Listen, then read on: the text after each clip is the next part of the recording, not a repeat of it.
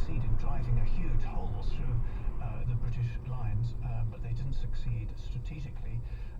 So Ypres was once again fought over in spring 1918, and then during the massive Allied counter-offensive, of course, which finished the war and ended with the Allied victory, the Germans are now on the defensive in October, November 1918, and there's once again massive fighting. The British are and the Allies are firing huge amounts of shells and gas grenades, and the Germans now at this stage are thoroughly demoralized. There are already signs of serious demoralization at the time of 3rd Ypres. 1 year before that, 9 German units, regiments or entire divisions had registered signs of disobedience, even desertion, but now in 1918 it's far more. It's probably up to 1 million men who are disobeying orders, deserting, or simply not going up to the front line. And one of the effects is that, of course, the Allies push further and further towards German lines and into Belgian territory. And in one of the final battles, in fact, Hitler is injured by a British gas grenade and is temporarily blinded. And this forms a famous scene, of course, in his book Mein Kampf, in which he is sent into hospital in Germany, north of Berlin. In fact, the secret medical records were discovered, and it seems that it wasn't actually a truly ophthalmological injury, a physical injury. He was suffering from hysterical blindness and was being treated by a psychiatrist. And that was kept very secret, of course, during the Nazi dictatorship. A hysterical disease is considered unmanly, so it couldn't be admitted.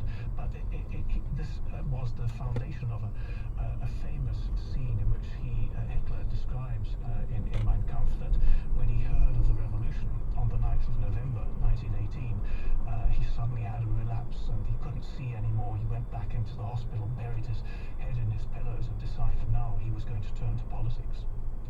John, we began by talking about how this has become a site of memory and the commemoration ceremonies every year and all of that, and it really is a very powerful place, especially for the British and the Canadians.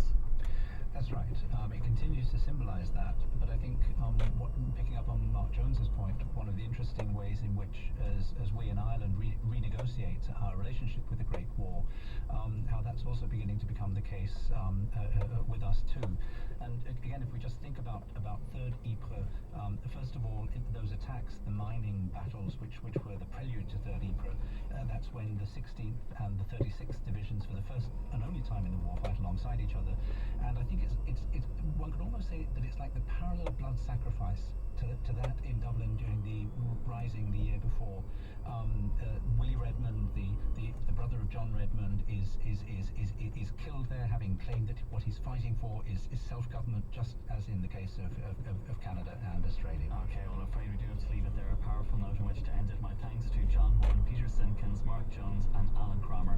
We'll be back with more after the news. Steel Tech Sheds presents The Three Little Sheds. Once upon a time in the West, there were 3 little sheds. The first shed was made of wood, but the big bad winter storm huffed and puffed and blew that shed down. The second shed was made of rusty old metal, but the big bad winter storm huffed and puffed and blew that shed down too. But the third shed was built by Steel Tech. The storm huffed and puffed and huffed and puffed, but couldn't blow it down. Get a Steel Tech shed today with no maintenance and a lifetime guarantee. It just makes sense. See steeltechsheds.ie to find your nearest branch. News Talk with Huey.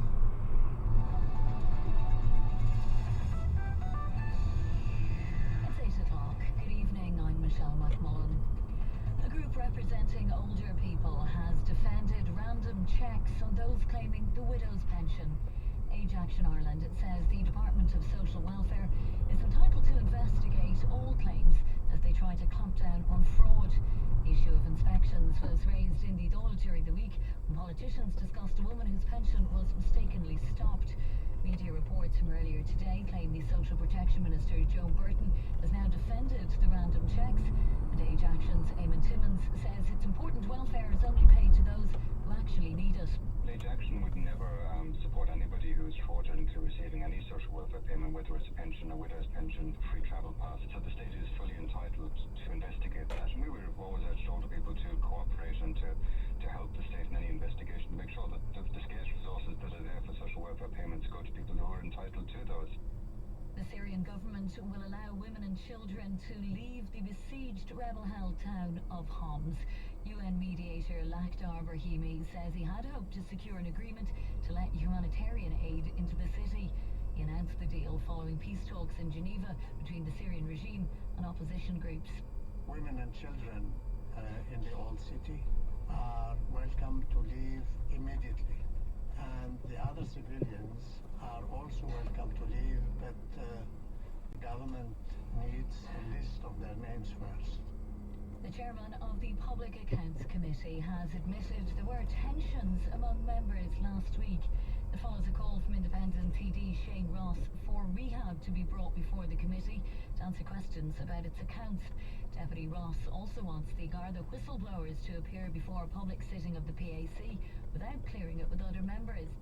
Committee Chairman John McGuinness says there are always tensions when there are differing opinions in any group.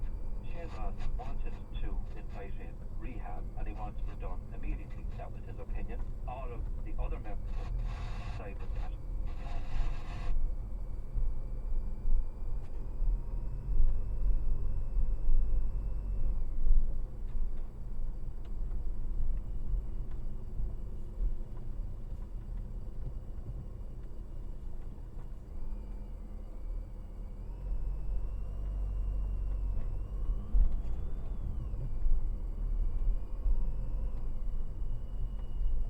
To gale force winds and severe gusts, rain or hail at times, and snow showers in places later.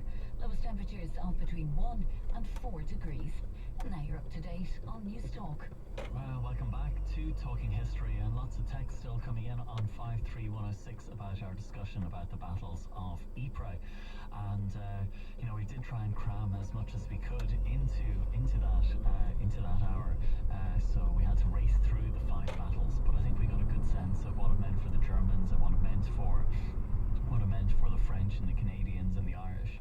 And of course, over the next few years, we'll be doing a lot on the First World War and the various events of 100 years ago as we, I suppose, become part of this decade of commemorations. Pat in Dublin has been listening to the show since we began, so that's back in 2006, and he was fascinated by this discussion. And he was on work experience in France 20 years ago, and he visited the monument to Canadian troops at Vimy Ridge, where there is a section of trenches preserved along with the shell craters, and he says it was a very sobering experience.